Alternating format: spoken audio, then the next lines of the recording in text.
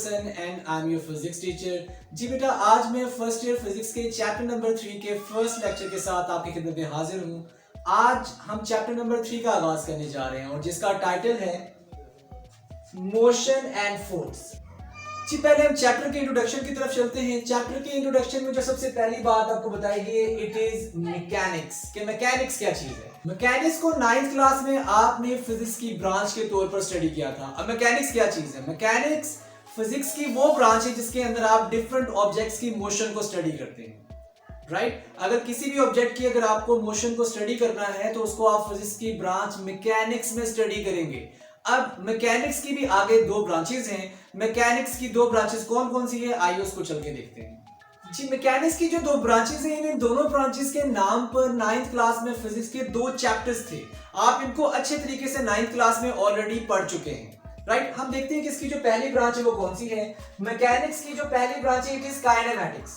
Kinematics के नाम से 9th क्लास की फिजिक्स में एक पूरा चैप्टर था जो आपने स्टडी किया हुआ है। इसकी जो दूसरी ब्रांच है, इट इज डायनामिक्स। डायनामिक्स जो है ये भी आपने एक पूरा चैप्टर स्टडी किया हुआ है 9th क्लास की फिजिक्स के अंदर।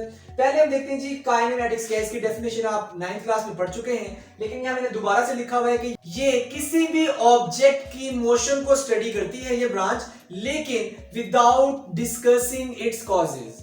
या जो बॉडी मूव कर रही है उसके पीछे कौन कौन से रीजंस हैं या कौन कौन से कॉजेज हैं, उन रीजंस या कॉजेज को आप इस ब्रांच के अंदर डिस्कस नहीं करेंगे। ये मैकेनिक्स की वो ब्रांच है जिसके अंदर आप डिफरेंट ऑब्जेक्ट्स की मोशन को स्टडी करेंगे, लेकिन without discussing its causes, right? इसके ऑपोजिट इसकी जो दूसरी ब्रांच है, इट इज डायनामिक्स। डायनामिक्स जो है काइनेमैटिक्स की वो ब्रांच है जिसके अंदर आप ऑब्जेक्ट्स की मोशन को तो स्टडी करेंगे, लेकिन उसके साथ साथ उस मोशन के पीछे जो कॉजेज हैं उनको भी साथ में डिस्कस करेंगे। तो मैकेनिक्स की ये ब्रांच डायनामिक्स कहलाती है, राइट? अब इसके बाद हम चलते हैं कि मोशन के जो डिफरेंट फीचर्स हैं या मोशन के हवाले से जो डिफरेंट फीचर्स उसको देखने जा रहे हैं, जिसमें सबसे पहले हम स्टडी करते हैं कि रेस्ट क्या चीज है। जी रेस्ट की हालत क्या चीज होती है।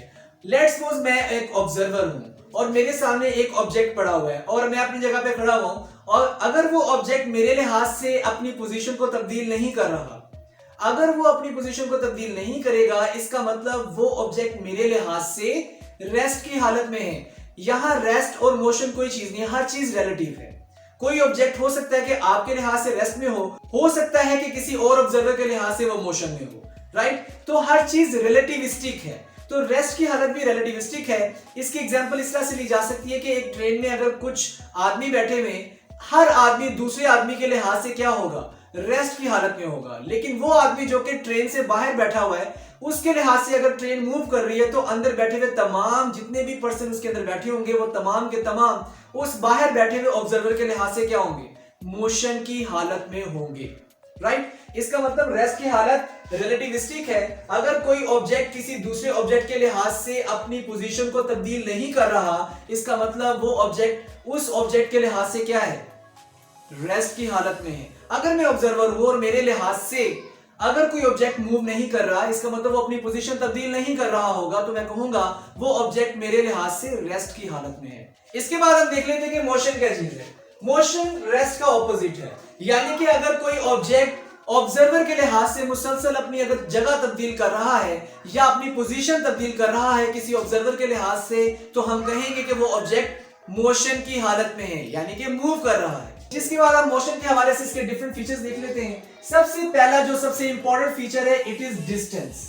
जब भी कोई ऑब्जेक्ट मूव करता है वो कोई ना कोई फासला तय करता है, और वो जो फासला है उसको हम डिस्टेंस कहते हैं। डिस्टेंस एक स्केलर क्वांटिटी है, यानी कि इसको रिप्रेजेंट करने के लिए किसी डायरेक्शन को बताने की जरूरत नहीं है, तो ये एक स्केलर क्वांटिटी है। डिस्टेंस की कोई सर्टेन डायरेक्शन नहीं होती, that's why it is a scalar quantity. अब डिस्टेंस होता क्या है? अगर कोई ऑब्जेक्ट मूव कर रहा है, अगर वो एक पॉइंट से दूसरे पॉइंट तक जा रहा है, उस पॉइंट से दूसरे पॉइंट तक का जो पाथ है, उस पाथ की अगर लेंथ को मेजर कर लिया जाए तो उस पाथ की जो लेंथ है वो आपके पास डिस्टेंस कहलाएगी। तो इसकी डेफिनेशन क्या है? The length of the path travelled by a body in motion, यानी कि एक पॉइंट से दूसरे पॉइंट तक अगर बॉडी जा रही है और वो डिफरेंट डायरेक्शंस को तब्दील करती हुई जा रही है, और उन तमाम डायरेक्शंस के अंदर जो उसने पाथ ट्रेवल किया होगा, अगर उस पाथ की लेंथ को अगर हम मेजर कर लें तो उसकी लेंथ को हम क्या कहेंगे, उस टोटल लेंथ को हम उस ऑब्जेक्ट का ट्रेवल्ड डिस्टेंस कहेंगे। अब डिस्टेंस का जो बेटा सिंबल होता है इसको डी से रिप्रेजेंट किया जाता है, इसको कैपिटल एस से रिप्रेजेंट किया जाता है और कई जगहों पर इसको आर से भी रिप्रेजेंट किया जाता है। And these are the most common symbols use for distance, right. अब इसका यूनिट मीटर है, इसका सिस्टम इंटरनेशनल यूनिट मीटर है और इसको हम आगे ग्राफिकली भी देखेंगे, लेकिन पहले हम देख लेते हैं कि डिस्प्लेसमेंट क्या चीज है। जी, डिस्प्लेसमेंट भी आप 9th क्लास की फिजिक्स में ऑलरेडी पढ़ चुके हैं। डिस्प्लेसमेंट एक वेक्टर क्वांटिटी है। क्यों? क्योंकि इसकी एक डायरेक्शन होती है, ये एक सर्टेन डायरेक्शन में होता है। अब डिस्प्लेसमेंट की जो डेफिनेशन है वो क्या है? The shortest distance between starting and ending points of a body in motion, right. इसका मतलब ये शॉर्टेस्ट डिस्टेंस है एक बॉडी का जो कि मूव कर रही है, उसके इनिशियल पॉइंट से उसके फाइनल पॉइंट तक का शॉर्टेस्ट डिस्टेंस है, यानी कि शॉर्टकट है, राइट। अब इसको हम ग्राफिकली बाद में देखेंगे, पहले देखते हैं कि इसका सिंबल क्या है। चूंकि ये एक वेक्टर क्वांटिटी है तो इसका सिंबल भी डी ही है, लेकिन इसके ऊपर एक एरो साइन आपको नजर आ रहा होगा। ये एरो रिप्रेजेंट कर रहा है कि ये एक वेक्टर क्वांटिटी है, इसकी एक खास डायरेक्शन होगी, राइट। इसकी डायरेक्शन कैसे फाइंड की जाती है इसको हम आगे चल के देखते हैं।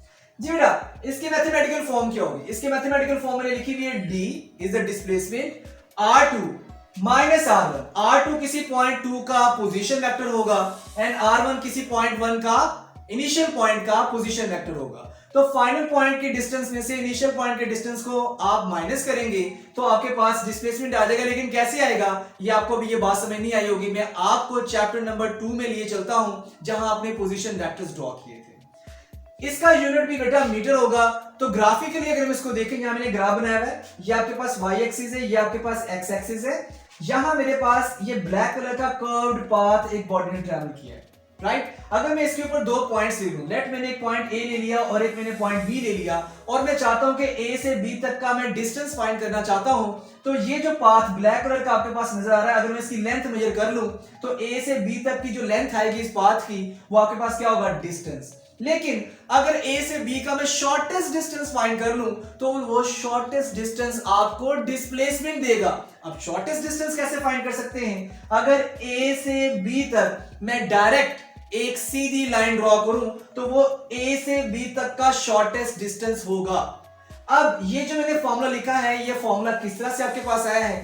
पॉइंट ए के लिए मैंने एक पोजीशन वेक्टर लिया इस रेक्टेंगुलर कोऑर्डिनेट सिस्टम के अंदर जो कि ओरिजिन से लेकर उस पॉइंट तक का होगा।